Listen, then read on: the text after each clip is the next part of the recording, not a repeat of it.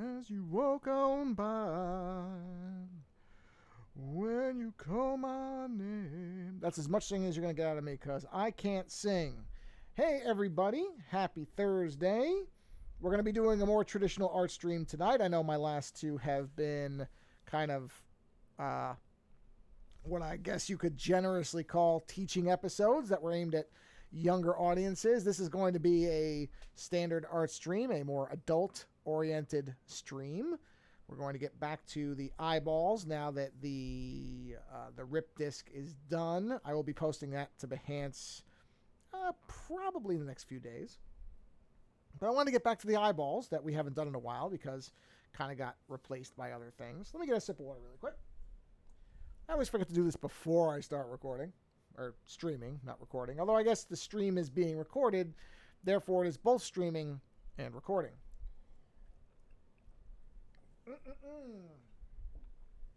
By the way, I think I've mentioned this before, but if I have not, I do take all the Twitch streams and place them onto the show's YouTube channel. So because I know that Twitch only archives streams for, I think, 60 days on non-paid accounts.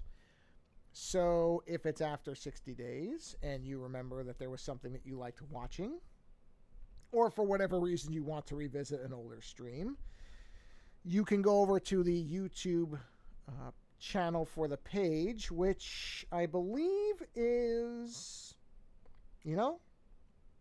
I've never actually looked at how.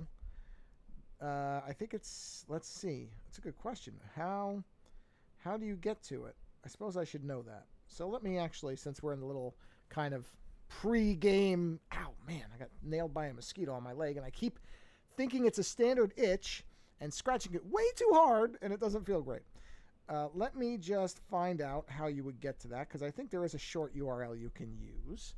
Like I said, just in case, I don't know that anybody would want to watch these after they're actually live. It looks like it is... How do you do... Where is the... I actually don't know how you...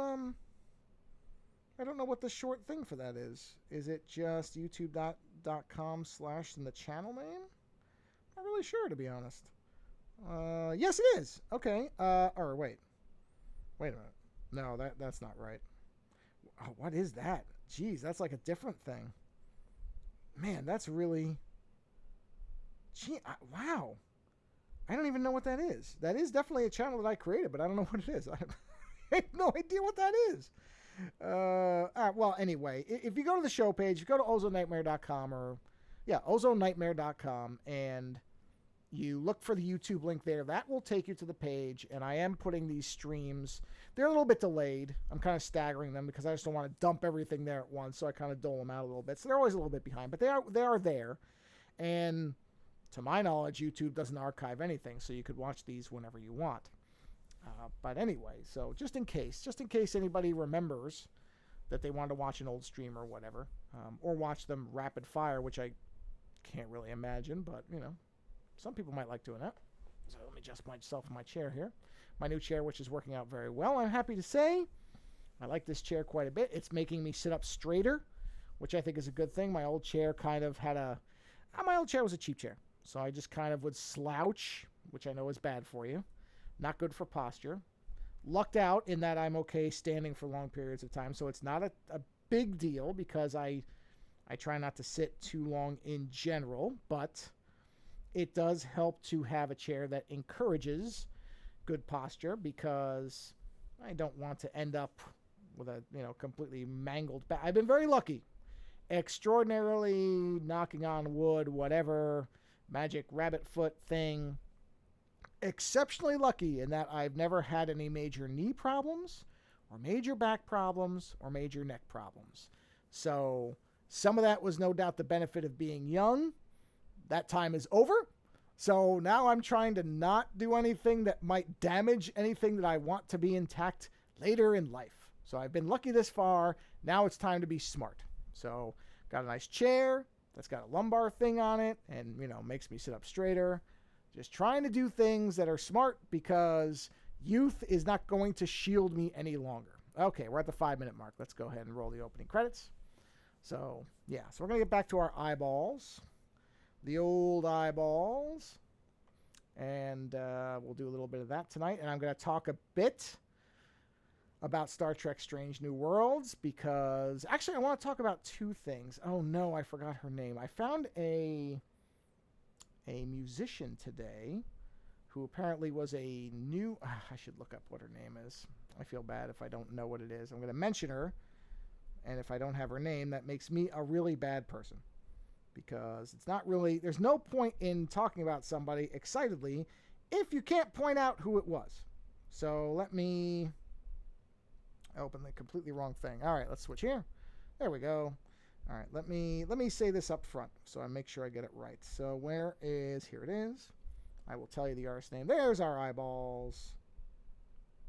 Let's see. Where would it be? It would probably be in, not recently added, recently played. Okay, the woman's name, I'll do this up front, is Pauline Anna Strom. So last name is Strom. Pauline Anna Strom. I was listening to the album Trans Millennium Music. Now, apparently this is an individual who got big into ambient synth music and then got very disillusioned at the music industry. Oh, there's a shocker. The music industry isn't a great place for creative people to be long term. And kind of quit, I guess, just quit everything. But she made several albums, and I was listening one day, and it was phenomenal. So I thought I would point that out.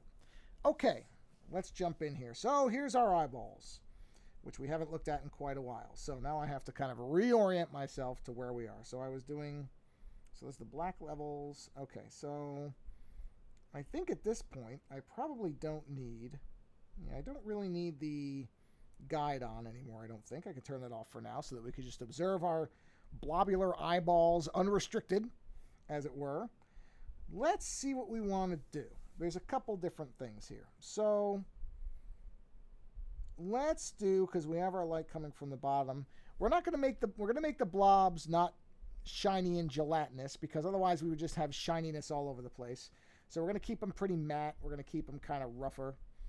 We already did the red eyeball, so we know that's happening. You know, let's go ahead and color our eyeballs in, because that's a fun thing to start out with. Something easy going.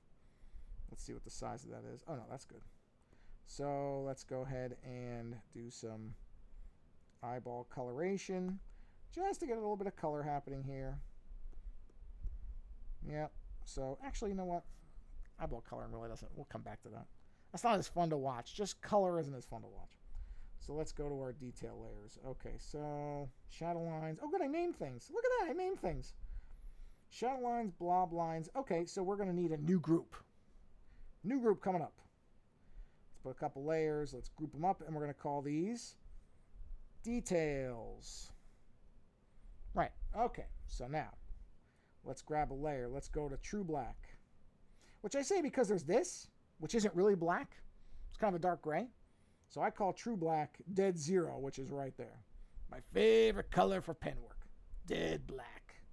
Okay, so we're going to do some accent lines here. So let's think about what we want to do.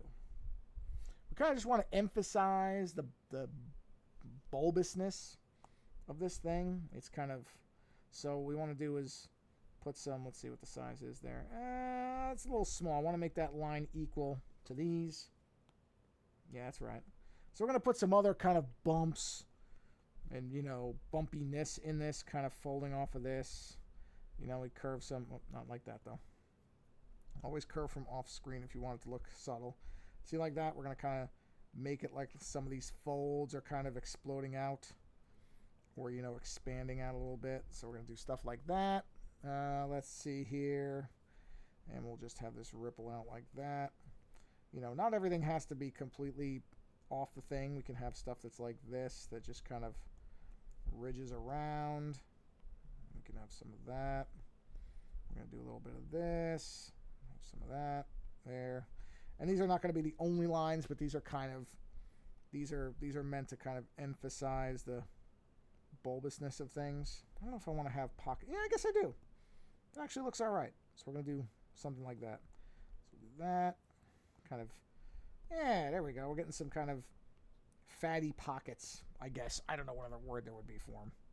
So we'll do some of this. Coming over there. I used to draw brains a lot. You do this kind of thing with it with the ridges and stuff. It's fun. I like drawing brains from certain angles. There's actually one good picture I did of traditional pen and ink of a brain that I should really digitize out because it's a pretty good brain, actually. Not a bad brain. Far better brain than the one existing between my ears, no doubt. Let's see. Let's do a little bit of, we don't have to have them all have intersecting lines, but I kind of like the idea of some of them doing that so that you have that idea of, folds and pockets and that kind of thing. This is all just simple line work stuff. There's nothing really too intricate here. See, and already that just gives more personality compared to the blank ones. It just makes it look like it's kind of squishy and like jammed together. Claustrophobic, I guess. Bleh, icky. Whatever. So we'll just do some simple lines here. Again, nothing too complex. Sorry, I'm trying to get myself out of doing the whatever you want to call them, the teaching things. I got very used to trying to be encouraging and try to, talk very positively so that you don't want kids to feel like there's a right and wrong way to draw. That I think is absolutely the worst thing in the world, is to have this idea that there is a right or wrong way to draw, especially when kids are young. Whatever. The point I kept trying to make was draw whatever you want to draw. Because I think, it really is important to just be encouraging. Which is not to say that every child who knows how to draw is going to grow up and be the next Salvador Dali. Obviously most won't. But, that also shouldn't be the point of creativity and self-expression. The idea should be to try to get out those things that are unique to you. And everybody has that. Everybody has things about them and ways of seeing the world that are unique and different because of both biological and environmental reasons, meaning the way your brain is constructed and the way you see the world, as well as the environments that you grew up around and the people that were around you can be hugely influential on how your view of the world is formed. So I think with kids, it's really important to just let them do whatever they're going to do. I got lucky that way because by and large, outside of a couple of cases where, and I've told this story before, so I won't tell the whole thing again, where my dad was afraid that I wasn't going to have any kind of job prospects if I was an artist. But outside of that, my parents were very encouraging of it. They really were. And some of that was probably because there aren't, my family isn't full of artists. At least not, my grandmother, who died when I was pretty young, so I was never old enough to really appreciate her properly. And don't get me wrong, I wasn't bad or anything to her, but when you're very young, you don't have a proper appreciation of older people in your life. Generally, at least I didn't, and most of the people I know didn't.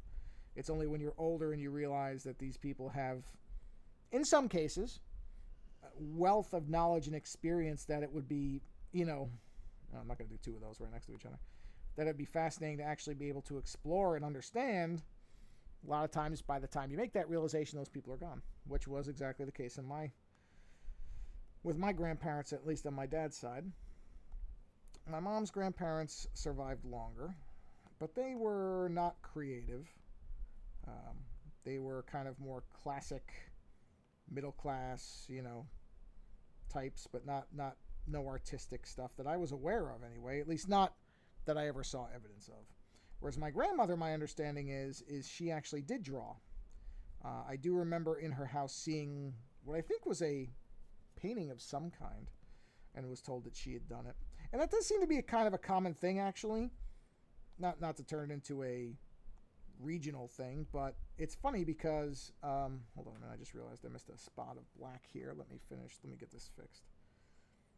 Because I've run into a lot of other Italians who have grandmothers who they found out much later were artistic in some way, which is just kind of fascinating. I don't know if there's any kind of, anything to be necessarily divined from that. I'm not saying that means that all Italian grandmothers are somehow artistic, but it is funny how many I find out, from people I know who are Italian, and they have grandmothers who they found out did artwork of some kind. It's just kind of interesting.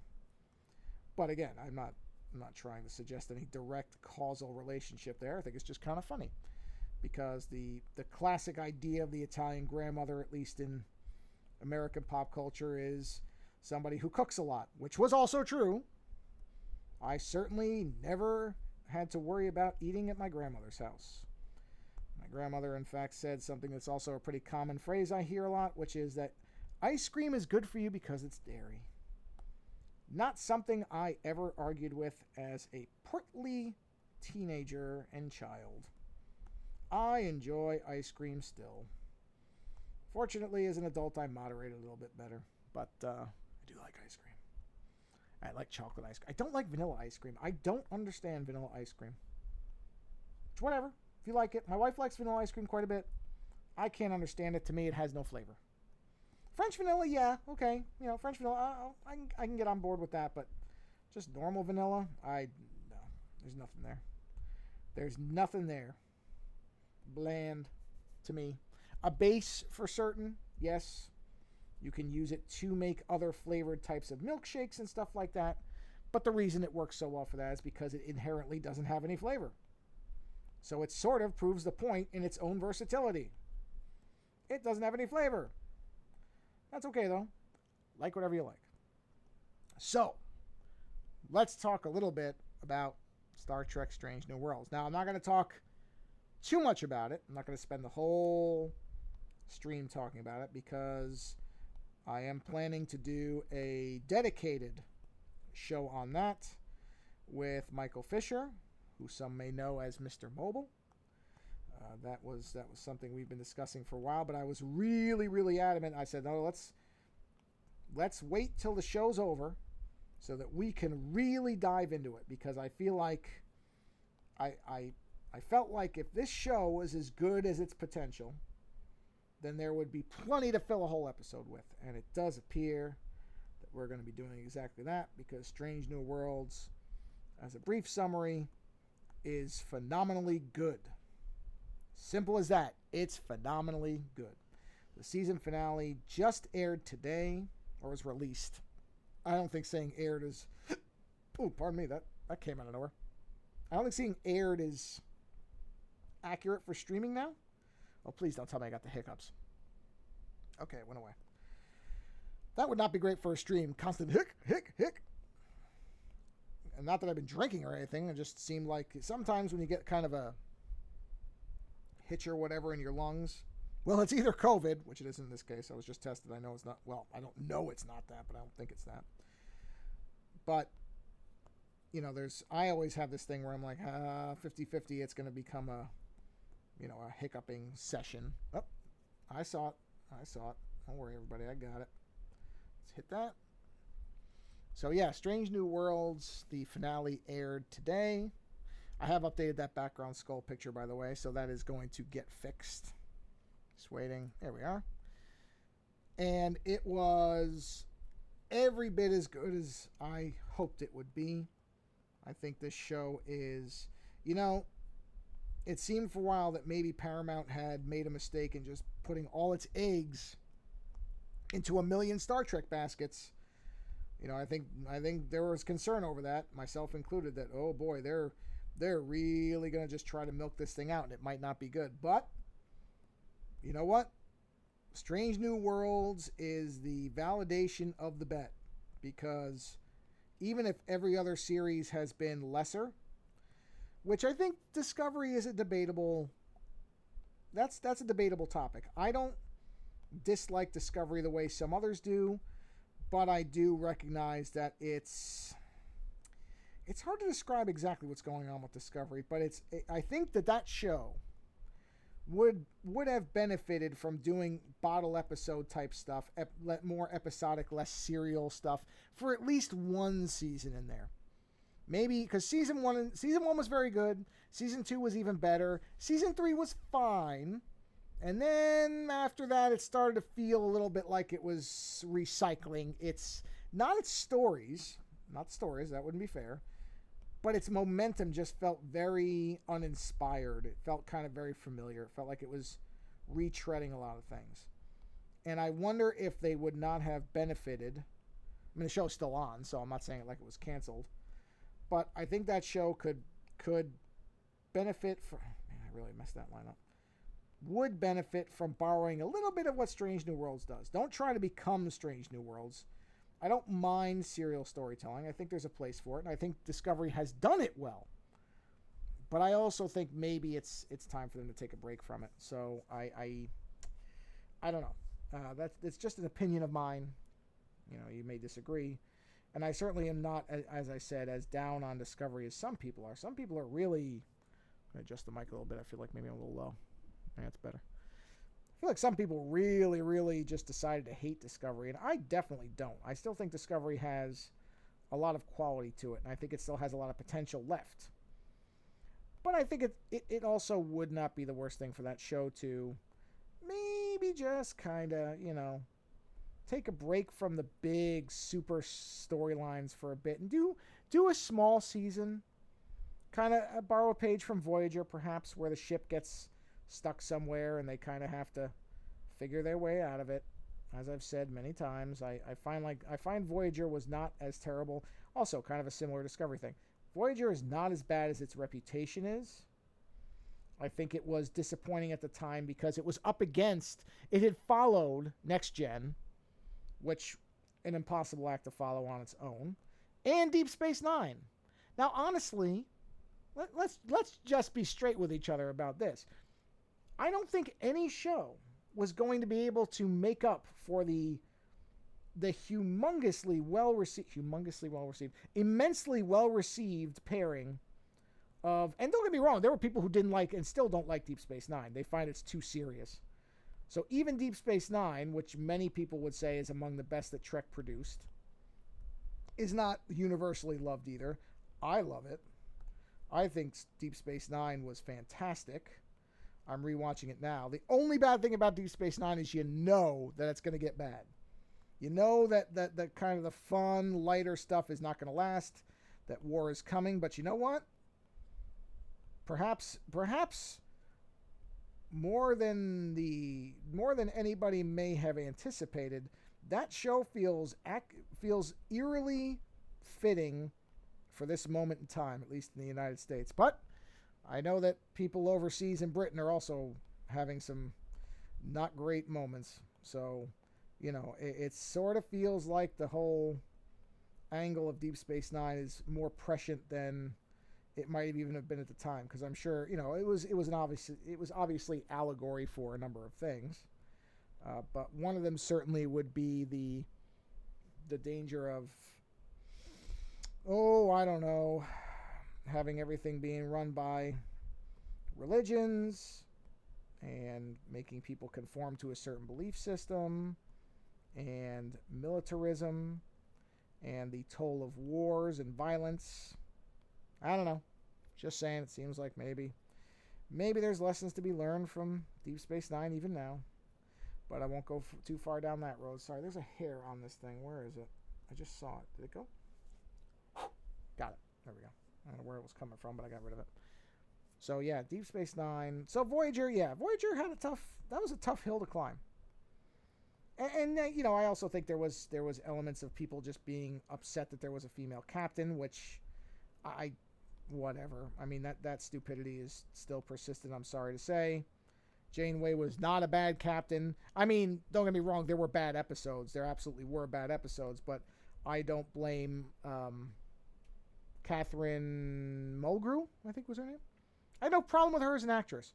You can have problems with the storylines, and I do. I think The Year in Hell, or Year of Hell, whichever it was supposed to be called, was one of the most squandered of potential ideas for Voyager. They absolutely did not commit to that idea, which I think was, I mean, why? Why would you not when you had the perfect... It would be as if they didn't do the Dominion stuff in Deep Space Nine. When you have that perfect setup, when you've established characters and the premise of the show is supposed to be stretching the ideals of the Federation, why not stretch the ideals of the Federation in a real way as opposed to what they ended up doing, which was largely just name-checking the things that they were going to explore in that vein. and it just didn't end up feeling that good. Anyway, sorry, I was talking about Strange New Worlds and I got off topic, massively off topic. Strange New Worlds is a beautiful return to an older style of Star Trek that is less concerned about season-long plots or trying to reinvent anything, and instead is a wonderful evolution of the original series approach to things, which I think is... I really have zero complaints about season 1. My only actually, I do have one complaint. It's too short. 10 episodes was not enough. However, when a show looks this good, I understand that the way that you want to do it is to put the budget into it and make everything look as good as possible. I think it looked phenomenal.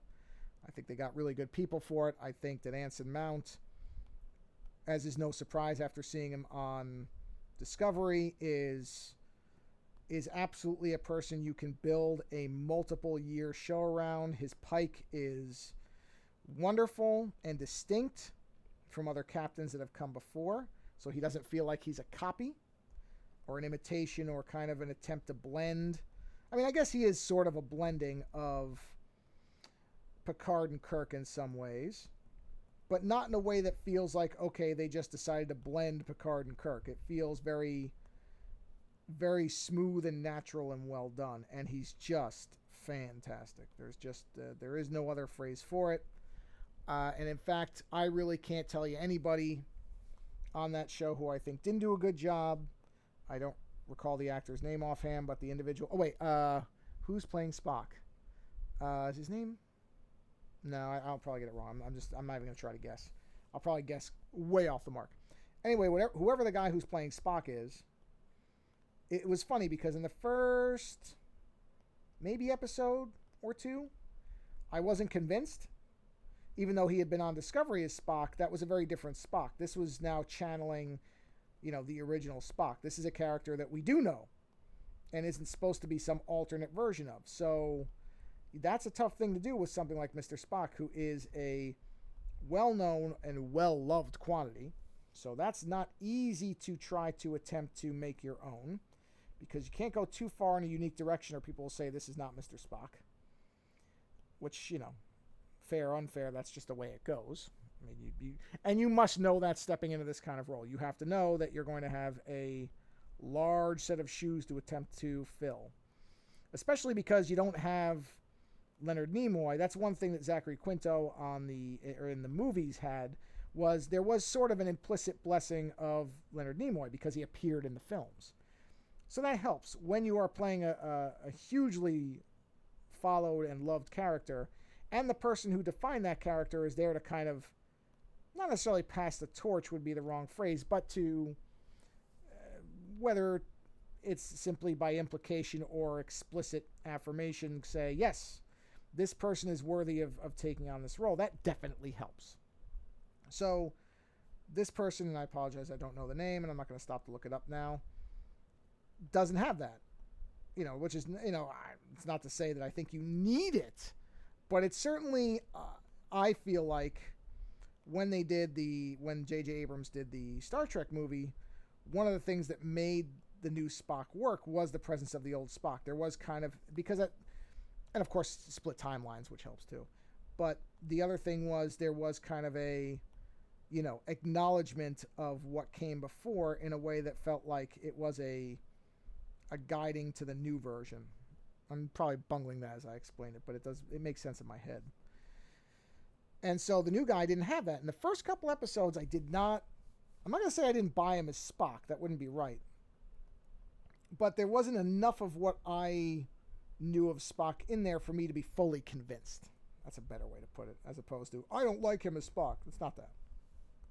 And then I think what he did was, and this makes sense, as you go on in a role, you learn how to do it better. My guess is that he kind of studied a little bit more of how Spock, or Leonard Nimoy, I shouldn't say Spock like he's a living being, he's not as a fictional character. I think he did a little bit more, not imitation of Leonard Nimoy, but more of sentence structure, kind of where the breaks and the kind of natural speaking patterns were, and incorporated that, and then it kind of snapped into place for me. there was a point where I realized, okay, yeah, he's got the speaking thing down. He's not doing the voice, because yeah, imitating Leonard Nimoy would not be a smart idea. But he definitely has the cadence right. You know, he has kind of the timing, maybe the better word for it, of how certain phrases are done and said. And that really helped. At that point, once I realized that he'd kind of grasped that and was able to do it, then it became very simple to hear him as Spock and see him as Spock. And then then after that it was great. But and again, everybody in it is good. I don't think anybody in it is not good. We're gonna switch layers here. And we're gonna go down to a smaller pen size. We're gonna go down to a 3.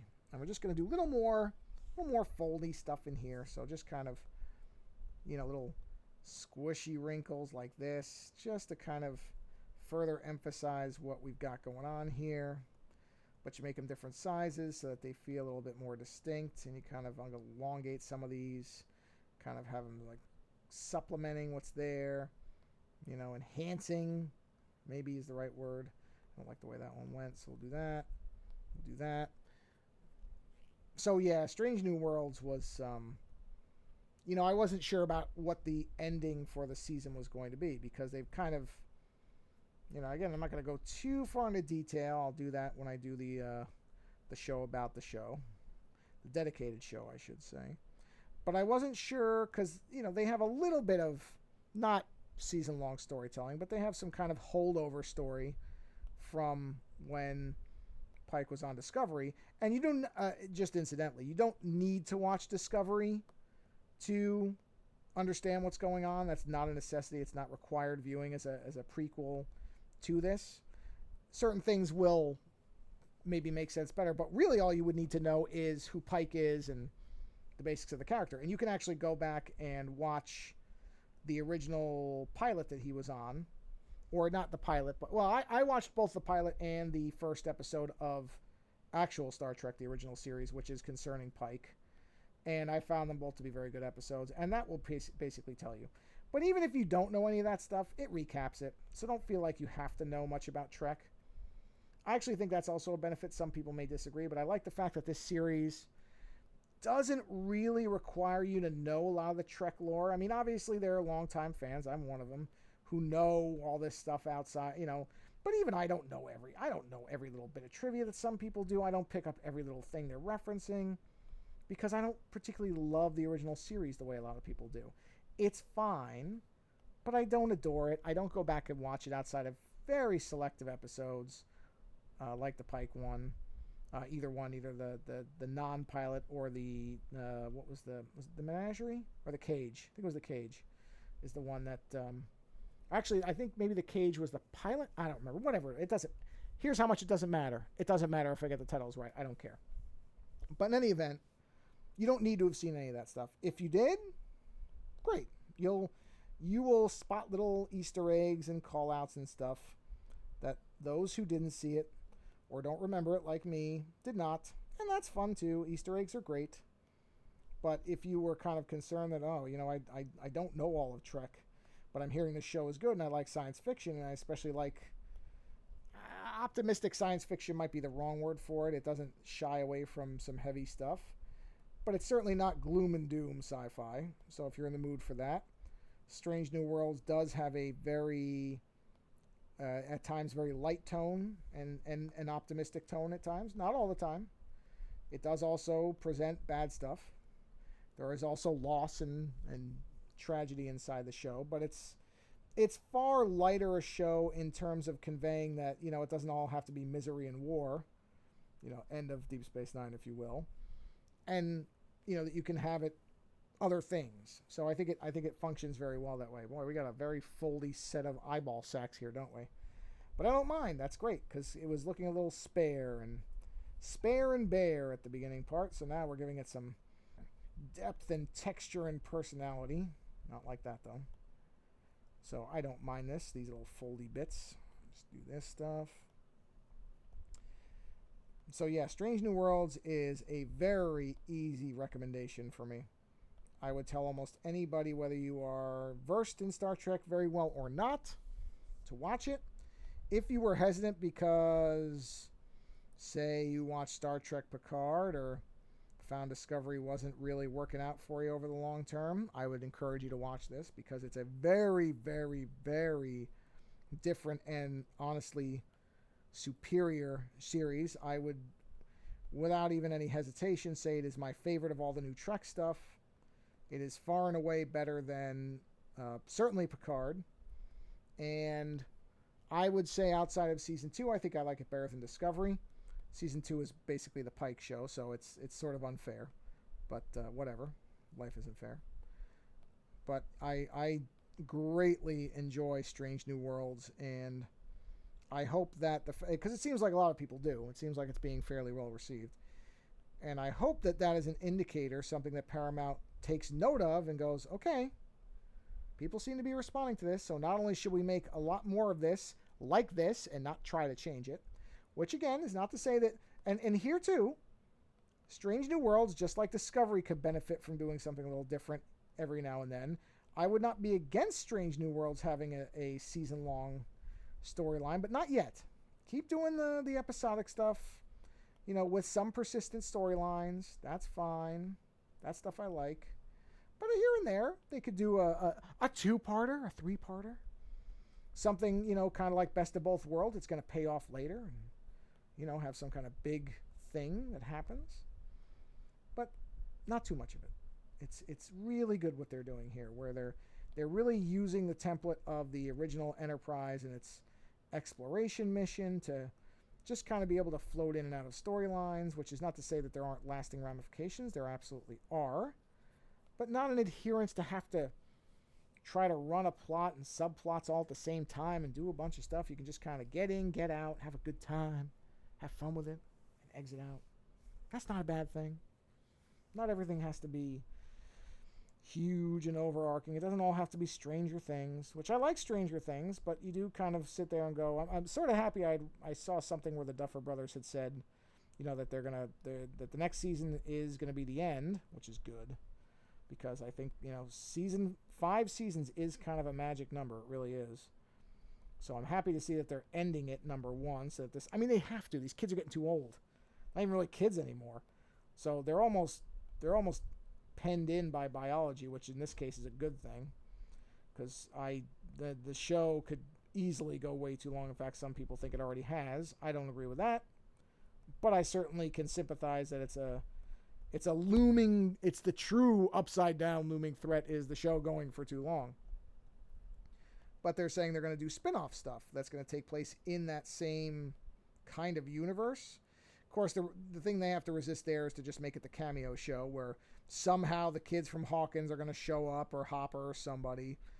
And they're going to, I know, it's the nature of corporate synergy is that they want to make sure that you remember these guys from before. These are the ones that popularized it, so we have to have them show up.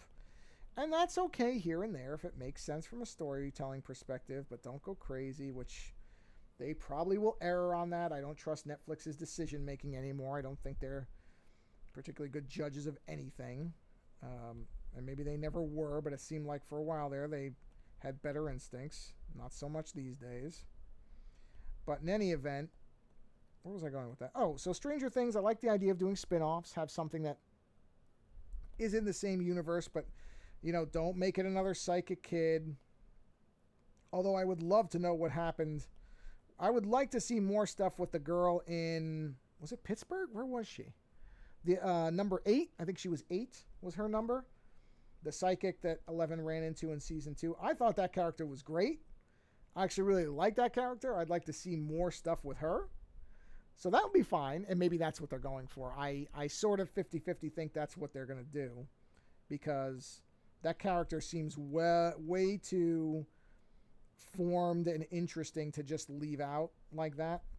Although she might show up in the last season. Maybe she's going to come up and be like a warrior partner for 11. Who knows? Sorry if I'm spoiling season 2 for you at all, but it's not really a spoiler since it starts out with her. So I'm not really too worried about spoiling that. I'm not talking about anything else in the newer season, so don't worry.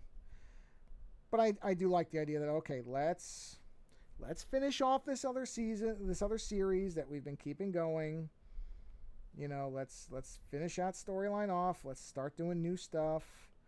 Even though, even the upside down as a concept, the more you do with it, the more you're going to have to explain it. And I'll, be curious how they're going to explain some of these things. If they're going to be able to do it well, or if they're just going to kind of hand wave it. I honestly probably wouldn't care if they hand wave it, because I don't know if they're going to have a satisfying explanation for that. I watched the newest season, so maybe they explain it in there. It's possible, but I don't know. Not as bad. Just saying, that there is a good reason why you don't want to over-explain certain things. Because when you start giving reasons for things, you have people that will start to say, well, wait a minute, though. If that's the case, then why X, Y, Z? And you know what? Nobody wants to have to sit there for 2 hours on Twitter debating with those people. So sometimes better to just say, no explanation. Don't think about it too hard. What they did in What We Do with the Shadows, a TV show, when they were showing a girl how to turn into a bat. And she said, well, do I have to take off my clothes? And they said, what do you mean? And she said, well, when you turn into a bat, where do your clothes go? And they said, you know what? Best not to think about it too much. I thought that was one of the best storytelling decisions that show could possibly make. I mean, just fantastic. Acknowledge the fact that you're not going to be able to explain it in any way that makes any sense, and just hand wave it away. That's okay. I don't mind that when it's, oh no, I do mind that though. We can't have that. Not two lines that are that identical. No, thank you. We'll just shave that one. And then we'll go back to here. No, that's not happening, everybody. We ain't having that. So yes, I thought that was great. I was very entertained and impressed that that's the route they went. Just to say, let's not spend a lot of brain power on trying to explain things that honestly nobody really cares about. Because once you start with that, then you have to get into, well, wait a minute, okay. Well, now that you say that, where do the Hulk's pants go when he transforms? Because his pants suddenly become bigger. In the comics, they used unstable molecules to get around that, but honestly, the TV show never did. And it became almost a gag about the pants. And it should be, because, it's not that serious. It's just kind of comic booky stuff, and who cares? And it doesn't have to be all that serious. I know everybody wants to take everything seriously these days, but you know what? Sometimes you can just have goofy fun, and that's okay. That line sucks, so we're getting rid of it. So, how does this eyeball thing survive without a mouth or a nose to breathe? I don't know, and I'm not going to bother explaining it, and I don't care.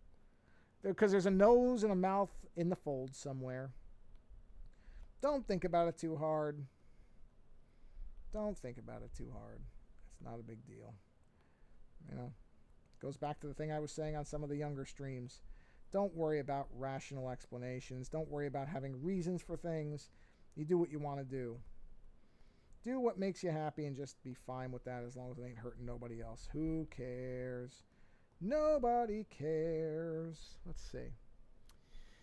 You know what? I think I'll finish off the small lines, and that'll probably do it for this particular stream. Let's see here. I'm trying to prop up the iPad in a different way, so hopefully it doesn't impact the audio at all, but I just realized that holding it the way I was in the other streams was not great for my hands, was not very ergonomic. And as I said at the top, I'm trying not to do stupid things that will cause me to have problems later. So we're going to just see how this goes. And if I hear that if there's a lot of audio issues with it, then I won't do it again. I'll figure something else out. But I think we're okay, because the microphone I use has a little meter on it that kind of indicates, what is that? Where did that come from? Oh, it's that. Okay, that's fine. That's easy to get rid of then, just like that.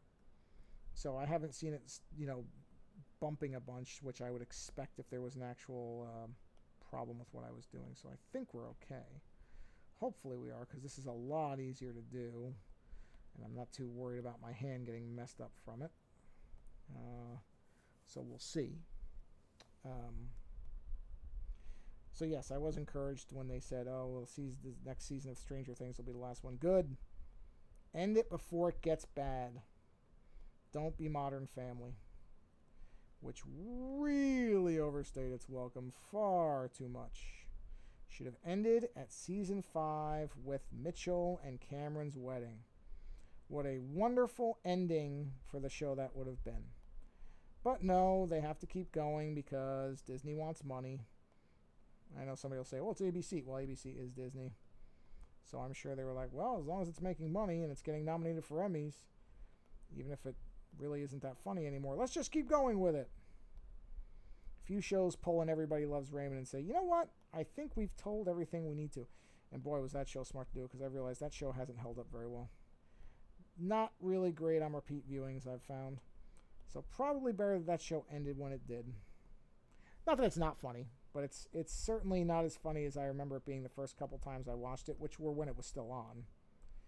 Does not age well.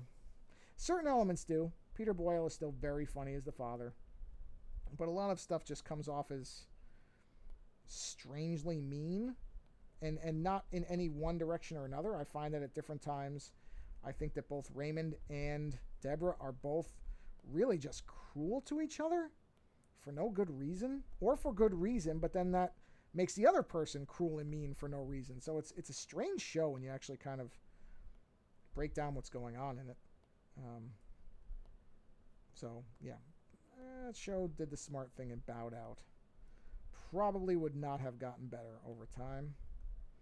So I think they did the wise thing there. And I don't want to, I don't want to mischaracterize. It's not a terrible show on a repeat viewing. It's just, there we go. I caught it. It's just not quite as good. That's all. Give me a second here. I'll bring this back. It's only crashed, what, 2-3 times? This has been pretty good overall, I have to say. Okay, let's do this. And I'm going to have to bring the stream to a close anyway because my dog is fidgeting, which generally means that a bathroom break is in order. And that's fine because I'm about done with this segment anyway. Because then we can get into like some color work, and I don't know, I might try to experiment a little bit with this as we go on, since it's not really for anything but just kind of a fun drawing. I might play around with some different color stuff that I don't usually do and see if it completely blows up in my face or not. It might not. We'll find out. Let's do a couple more folds there. No, not that one. That's not good. Let's do one there. Nah, I don't like that. Let's do it over. So yeah, that's better. No logic to any of this really. I'm just doing whatever I feel like doing. Just kind of filling the spaces as I feel they need to be filled. Okay. And so yeah, to get back to my original point, watch Strange New Worlds if you're into science fiction and you haven't for some reason. And if you started watching it and maybe jumped off and you have the same fear I generally do, that a show can't maintain good momentum, which is frequently the case, so your fears are well founded many times. It does. It sticks the landing, which I'm very happy to say that it managed to stick the landing, which is great. Okay. All our lines are in place. So I think that's a good place to bring this stream to a close because we've got all of our nice little lines. So now we've got a really foldy, squishy, whatevery thing, and we're gonna mess around with it now that we're getting into it. But did I put that on the right? I did. Oh, I kept it on the right layers. So yeah, I think that's a good place to bring our stream to a close for this evening. So let me switch back over to my Be Right Back screen. I think maybe I got to make a different thing, kind of a, not we'll be right back, but more of a thanks for watching type of thing, where it's, kind of my what's the word for it, a slow closing as I tell everybody to have a nice evening. So yeah, so we're back on the eyeballs now. And on that note, I think we'll bring this stream to a close. And as it is Thursday, I will tell everybody, because I don't think I'm going to be streaming tomorrow. Probably not on the weekend. I don't think so anyway. I'm not planning to, unless something comes up. So I will just say that if I don't talk to you before the weekend arrives, have a wonderful weekend. And if you haven't watched Strange New Worlds yet, watch it. And at some point there will be a show on our normal podcast channel about it, which I am very much looking forward to doing. Other than that, have a wonderful Thursday evening, whatever you're doing. Have a nice weekend. And planning to be back next week with the normal streams on the normal days. So until then, hope everybody is safe, happy, and has a wonderful weekend. All right. Good night. Or morning. Or afternoon. Or whatever it is where you are. Take care.